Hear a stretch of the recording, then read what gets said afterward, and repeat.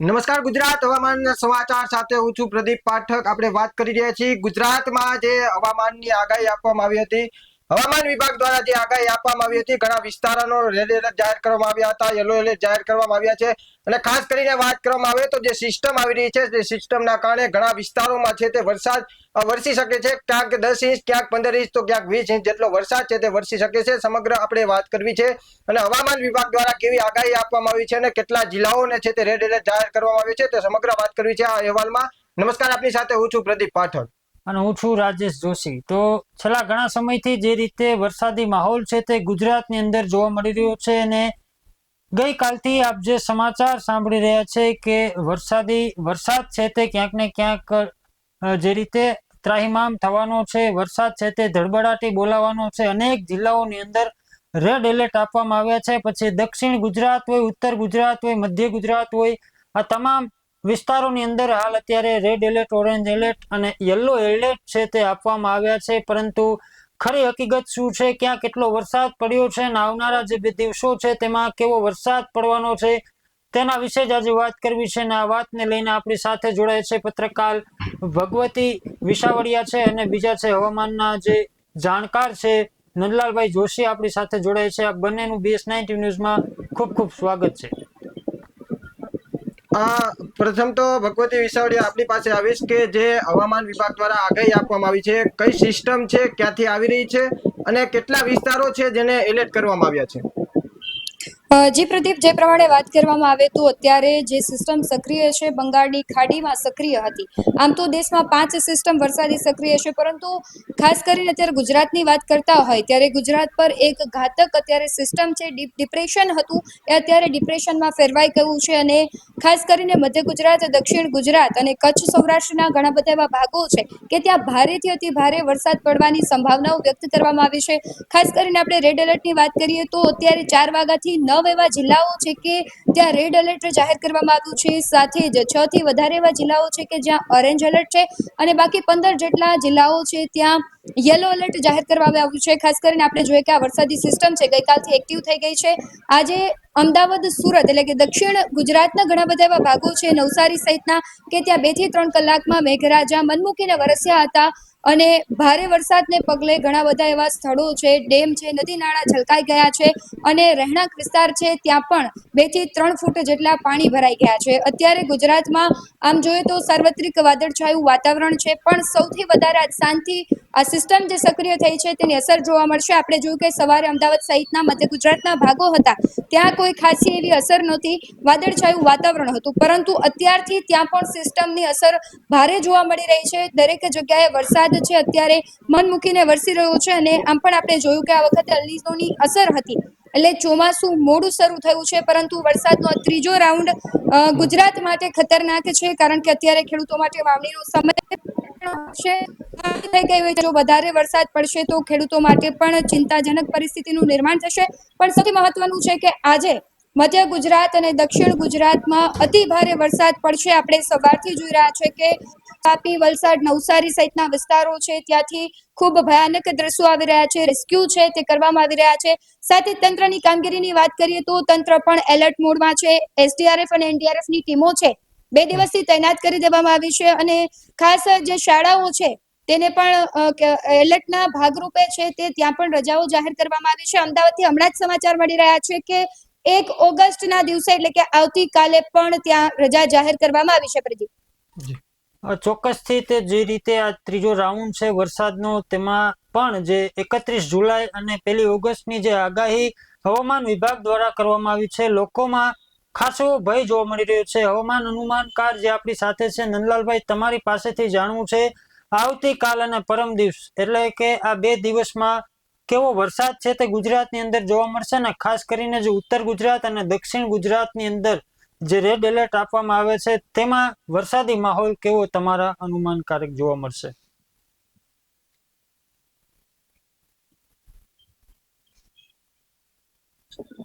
તમારા દ્વારા મારા વિચાર હું તો જણાવી શકું, લોકોને સાવચેત કરી શકું।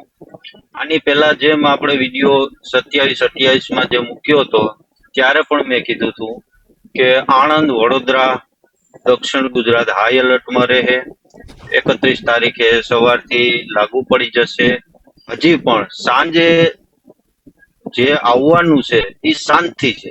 અત્યારે ધીમી ધારે કે ક્યાંક ભારેથી અતિ ભારે વરસાદ ચાલુ થઈ ગયો છે, પણ સાંજે 4 વાગ્યાથી જે ચાલુ થશે એ કલ્પના બહાર થશે. એમાં ખાસ કરીને વડોદરા, આણંદ, સુરત, વાપી, નર્મદા, પછી ધીમે ધીમે આગળ વધતું જાહે, મધ્ય ગુજરાતમાં આવી જશે, અમદાવાદ સહિતના, રાજકોટ પણ આવશે, સૌરાષ્ટ્રમાં પણ આવી જશે અને એ કચ્છ સુધી પહોંચી જશે. જી એટલે ચોક્કસ આજની જે રાત છે એ રાત ભયાનક હશે.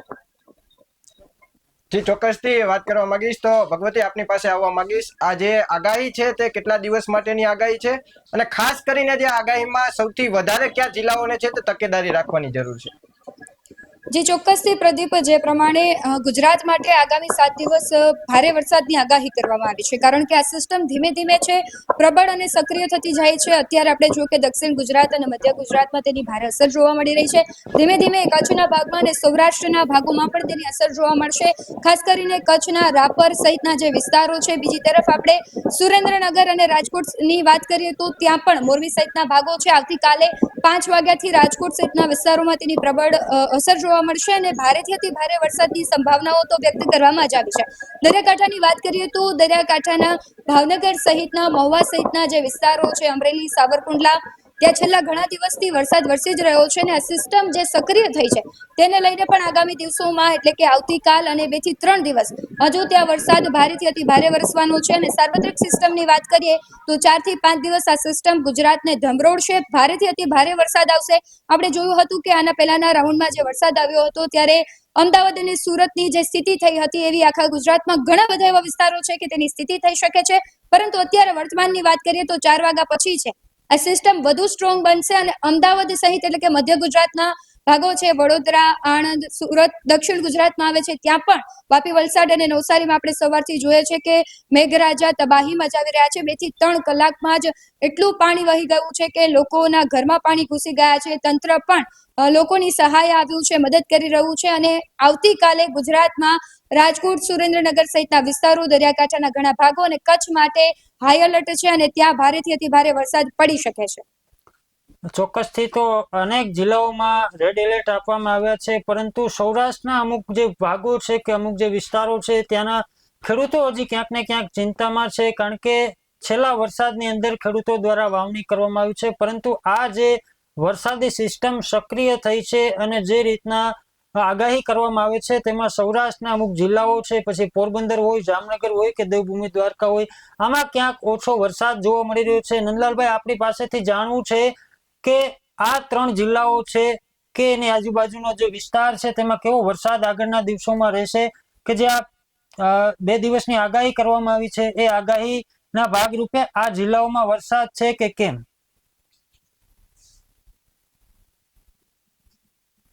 ગીર સોમનાથ, જુનાગઢ, પોરબંદર અને દેવભૂમિ દ્વારકા જે દરિયાપટ્ટી છે આ સિસ્ટમમાંથી વંચિત રહેશે. વરસાદ પડશે ત્યાં અડધો ઇંચ, 1 ઇંચ, એ રીતના. જે ગુજરાતમાં જે તબાહી મચાવે છે એ સિસ્ટમ ત્યાં નહીં પહોંચે.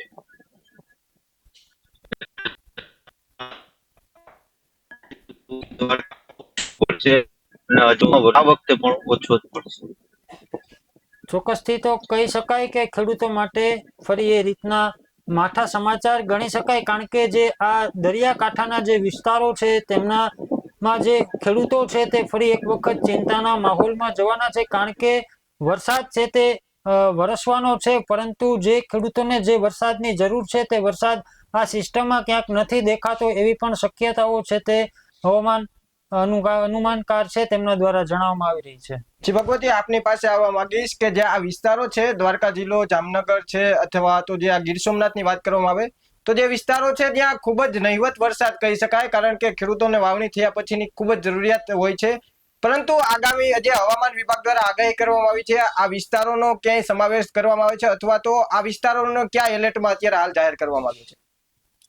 જે ચોક્કસ પ્રદીપ અત્યારે વાત કરવામાં આવે તો ખાસ કરીને જે રેડ એલર્ટ ઓરેન્જ એલર્ટને જાહેર કરવામાં આવ્યા છે એમાં પોરબંદરથી લઈને સોમનાથ સહિતના વિસ્તારો છે ત્યાં કોઈ ખાસો એવો વરસાદ નથી પડવાનો, પરંતુ જો સિસ્ટમ બદલાય છે, વધુ ઘાતક બને છે તો તેની અસર ત્યાં પણ જોવા મળી શકે છે. અત્યારે આપણે વાત કરી શકીએ તો છૂટો છવાયો ત્યાં વરસાદ પડી શકે છે, પરંતુ દરિયાકાંઠાના જ જો વાત શહેરોની કરવામાં આવે તો ભાવનગર, અમરેલી સહિતના ભાગો છે, મહુવા ત્યાં છે અત્યારે એલર્ટ જાહેર કરવામાં આવ્યું છે. દરિયાકાંઠાના વિસ્તારોમાં માછીમારોને દરિયો ખેડવા ન સૂચના આપવામાં આવી છે, કારણ કે ઘણી બધી આપણે જોયું કે દક્ષિણ ગુજરાતના નજીકના વિસ્તારો એટલે કે ભાવનગર સહિતના છે દરિયાકાંઠાના ભાગો છે ત્યાં વધારે વરસાદ પડવાની સંભાવનાઓ દેખાઈ રહી છે, અને જો વધારે વરસાદ પડે છે તો દરિયો પણ ગાંડુતૂર થતો હોય છે, એટલે સાગરખેડુને અત્યારે તો ત્યાં દરિયો ખેડવા ન જવાની સંભાવનાઓ અને સાવચેતી આપવામાં આવી છે, જે પ્રમાણે સિસ્ટમ સક્રિય થઈ છે. પરંતુ જો સિસ્ટમ બદલાય છે તો સંભાવનાઓ બદલાઈ જતી હોય છે, એટલે અત્યારે કોઈ ચોક્કસ ન કહી શકાય, પરંતુ રાજ્યમાં સાર્વત્રિક છૂટો છવાયો વરસાદ તો પડવાનો જ છે. બીજી તરફ આપણે પ્રદીપ પ્રી મોન્સૂન કામગીરીની વાત કરીએ તો ઘણા મોટા શહેરોમાં પ્રી મોન્સૂન કામગીરી પૂર્ણ થઈ ગઈ છે, પરંતુ આપણે જોયું કે સુરતમાં જે ખાડી પૂર આવે છે તેને લઈને સુરતની જે બદસુરત છે, સુરત એ બદલાઈ જતું હોય છે, તેની આખી સુરત છે તે બેકાર થઈ જતી હોય છે. અને પહેલાના વરસાદી રાઉન્ડમાં પણ આપણે જોયું હતું કે સુરત મનપાના તંત્રની જે પ્રી મોન્સૂન કામગીરી છે તેની પોલ ખુલી હતી. ફરી એક વખત એવા જ દ્રશ્યો સર્જાયા છે. આજ સવારથી જે વરસાદ વરસી રહ્યો છે, આરોગ્ય મંત્રી પ્રફુલ પાનસરિયા છે તેમણે પણ ઘણા બધા એવા વિસ્તારો છે અને ખાસ કરીને જે હવામાન આગાહી કરતા હોય છે એ આખી સિસ્ટમ સમજવાનો પ્રયત્ન કર્યો હતો.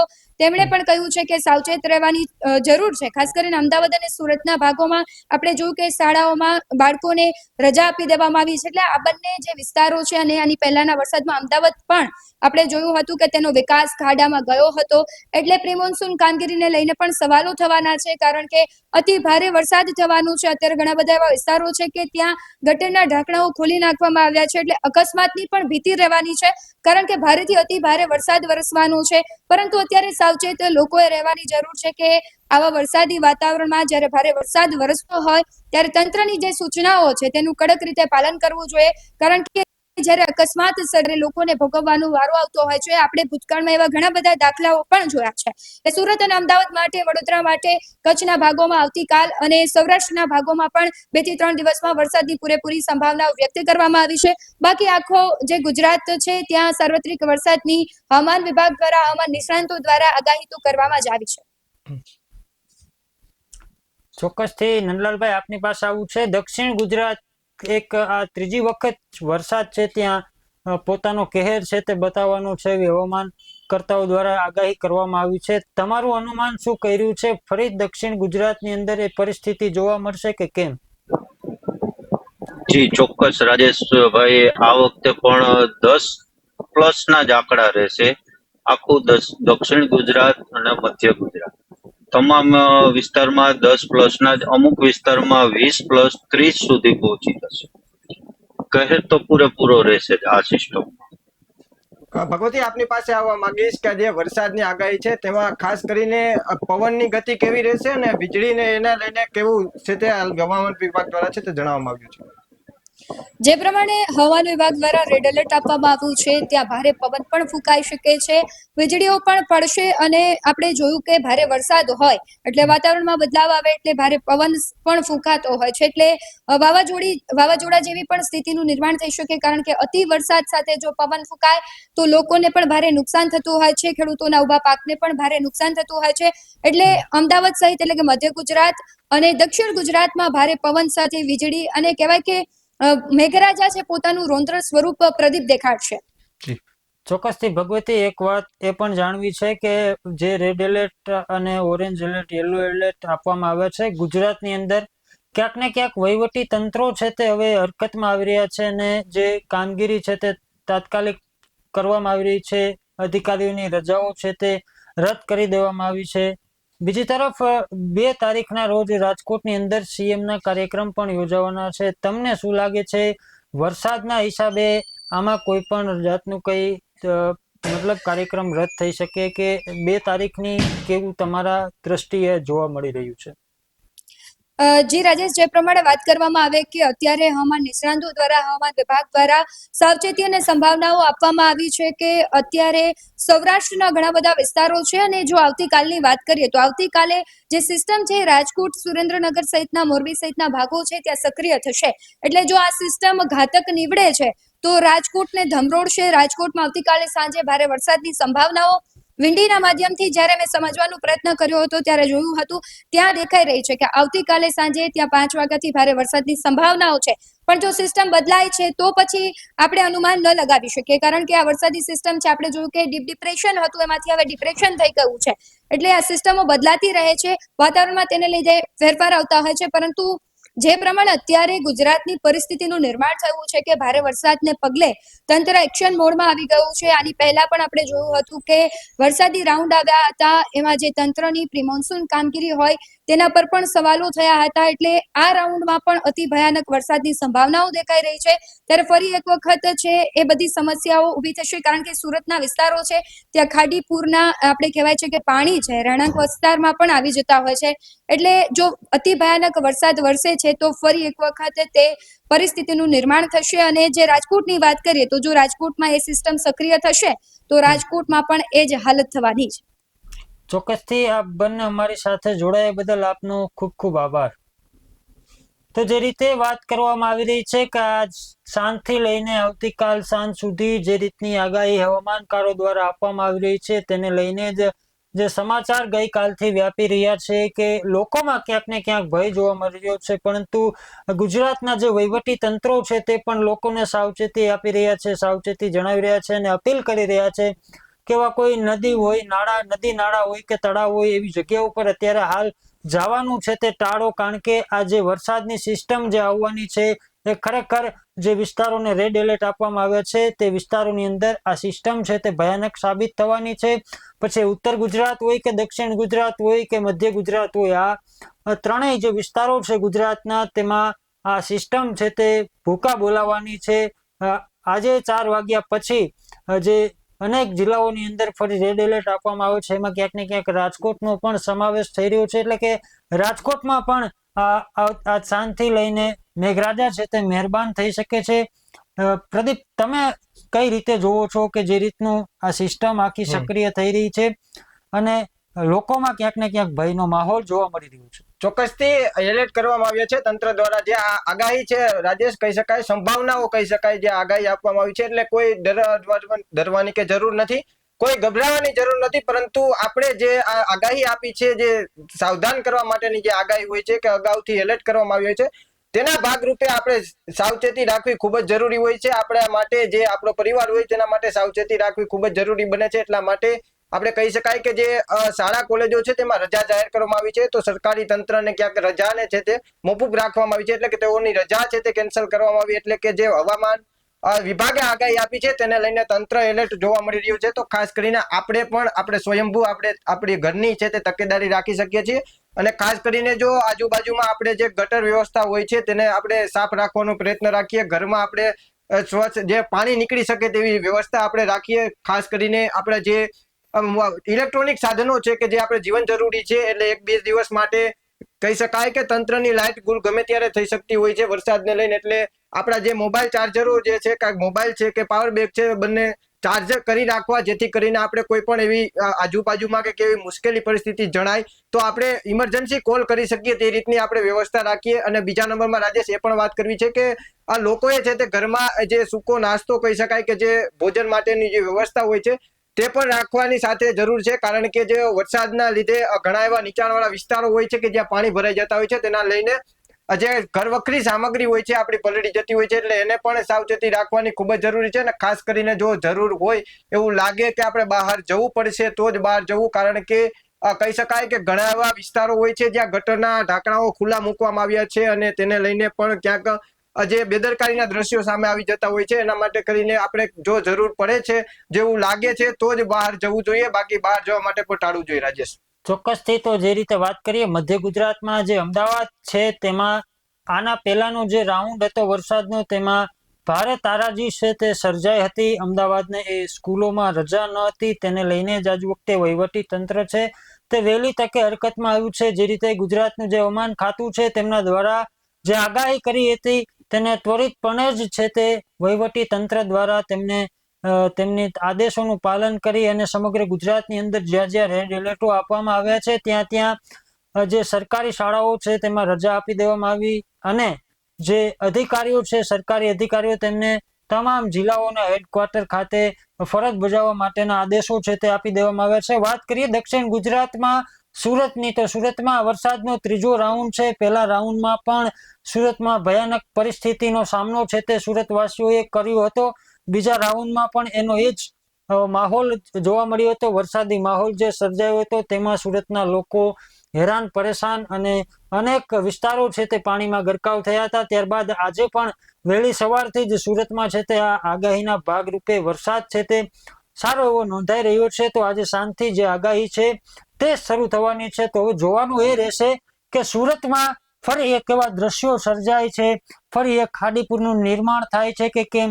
આવા અનેક દ્રશ્યો છે તે આવનારા કલાકોની અંદર સામે આવવાના છે. તો માત્ર ને માત્ર વાત એ જ છે કે જે સમાચારો છે તે ભય ફેલાવે તેવા છે, પરંતુ ખરેખર ડરવાની કે બીવાની જરૂર નથી, પરંતુ એક સાવચેત રહેવાની જરૂર છે. આવા જ વધુ હવામાનના સમાચારો સાથે ફરી મળતા રહીશું. અને તમારા વિસ્તારની અંદર કેવો વરસાદ વરસી રહ્યો છે તે અમને કોમેન્ટ કરીને ચોક્કસથી જણાવજો. આજે આગાહી કરવામાં આવી છે તેને લઈને તમારું શું કહેવું છે એ પણ અમને કોમેન્ટ કરીને ચોક્કસથી જણાવજો.